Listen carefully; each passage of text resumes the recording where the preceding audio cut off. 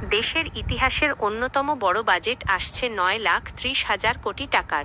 বাংলাদেশ সরকার 2026 ও 27 অর্থবছরের জন্য দেশের ইতিহাসের অন্যতম বড় বাজেট উপস্থাপন করতে যাচ্ছে। চলতি বছরের সংশোধিত বাজেটের তুলনায় প্রায় 1,40,000 কোটি টাকা বড় এই বাজেটের পরিমাণ প্রায় 9,30,000 কোটি টাকা। কিন্তু দামি সংখ্যার আড়ালে কি আসলেই আছে মানুষের স্বস্তি? অর্থমন্ত্রী আমির খসরু মাহমুদ চৌধুরী আগামী 7 জুন বাজেট উপস্থাপন করবেন।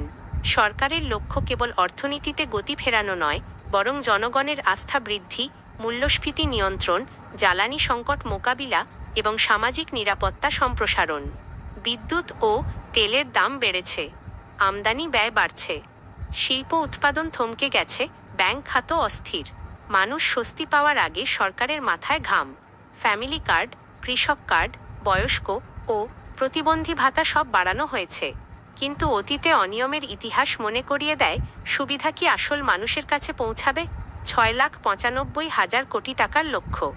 এনবিআরের ওপর চাপ, কিন্তু চলতি বছরই ঘাটতি বড়। কর ফাঁকি কমানো না হলে বাজেটের বিশাল ব্যয় চাপই বাড়াবে। বিদ্যুৎ, সার, জ্বালানিতে ভর্তুকি বাড়ানো হয়েছে, কিন্তু আন্তর্জাতিক তেলের দাম বেড়েছে। শিল্প খাতে বিনিয়োগের গতি ফিরবে কিনা সন্দেহ আছে। সুদ পরিশোধের জন্য বরাদ্দ 1,27,000 কোটি টাকা। অতিরিক্ত ঋণ ভবিষ্যতে সরকারের ওপর বড় চাপ। প্রধান লক্ষ্য স্বাস্থ্য খাতে বিনিয়োগ, তরুণদের জন্য নতুন চাকরির সুযোগ।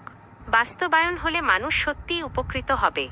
সরকারের লক্ষ্য স্পষ্ট, জনমুখী, কর্মসংস্থানমুখী এবং সামাজিক নিরাপত্তা বেষ্টনীর বিস্তার। ফ্যামিলি কার্ড ও কৃষক কার্ডের মাধ্যমে নগদ সহায়তা বৃদ্ধি, বয়স্ক, বিধবা ও প্রতিবন্ধী ভাতা বাড়ানো, এসব পরিকল্পনা মানুষের জীবনে স্বস্তি আনার প্রতিশ্রুতি দেয়। কিন্তু বাস্তবতা হলো, সামাজিক নিরাপত্তা কর্মসূচির কার্যক্রমে অতীতে অনেক অনিয়ম ও দুর্নীতি হয়েছে এবং বরাদ্দ বাড়ানোর সঙ্গে সঙ্গে বাস্তবায়নের স্বচ্ছতা নিশ্চিত না হলে সুবিধা প্রকৃত মানুষের কাছে পৌঁছাবে কিনা তা অনিশ্চিত। রাজস্ব আহরণের লক্ষ্য রাখা হয়েছে 6,95,000 কোটি টাকা, যার মূল চাপ পড়েছে এনবিআরের ওপর। কিন্তু চলতি অর্থবছরের প্রথম 8 মাসে রাজস্ব ঘাটতি ইতিমধ্যেই বড় হয়েছে, ফলে এই লক্ষ্য অর্জন করা সহজ হবে না। কর ফাঁকি কমানো, নতুন খাত থেকে রাজস্ব আদায় করা এবং ব্যবসায়িক পরিবেশে সহায়ক নীতি গ্রহণই একমাত্র বাস্তব উপায়। অন্যথায় বাজেটের বিশাল খরচ শুধু চাপ বাড়াবে। বিদ্যুৎ, সার ও জ্বালানিতে ভর্তুকি বৃদ্ধি করা হয়েছে, যা খাতে মানুষের চাপ কমানোর চেষ্টা। তবে আন্তর্জাতিক বাজারে তেলের দাম বেড়েছে, বিদ্যুৎ উৎপাদন ব্যয় বাড়ছে এবং শিল্প উৎপাদন ও বিনিয়োগকে পুনরায় গতি দেওয়া কঠিন হয়ে পড়ছে। অর্থনীতিবিদরা সতর্ক করে বলছেন, অতিরিক্ত ঋণনির্ভরতা ভবিষ্যতে সুদ পরিশোধের কারণে সরকারের ওপর বড় চাপ তৈরি করতে পারে। শুধু সুদেই বাজেটে বরাদ্দ রাখতে হতে পারে 1,27,000 কোটি টাকা, যার মূল অংশ যাবে অভ্যন্তরীণ ঋণের সুদ পরিশোধে। তবু সরকারের পরিকল্পনা রয়েছে স্বল্প আয়ের মানুষের জীবনযাত্রায় স্বস্তি আনা, স্বাস্থ্য খাতে বিনিয়োগ বৃদ্ধি, কর্মসংস্থান সৃষ্টি এবং উদ্যোক্তা উন্নয়ন। প্রযুক্তি, গবেষণা ও প্রশিক্ষণ খাতে বিনিয়োগ বাড়ানো হবে, যাতে তরুণদের জন্য কর্মসংস্থানের সুযোগ সৃষ্টি হয়।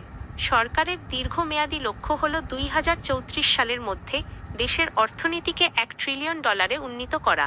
সমাধানের প্রস্তাব স্পষ্ট, লক্ষ্যভিত্তিক ভর্তুকি, সামাজিক নিরাপত্তায় স্বচ্ছতা ও জবাবদিহিতা, বেসরকারি খাতের বিনিয়োগ উৎসাহ এবং মূল্যস্ফীতি নিয়ন্ত্রণে সরাসরি হস্তক্ষেপ।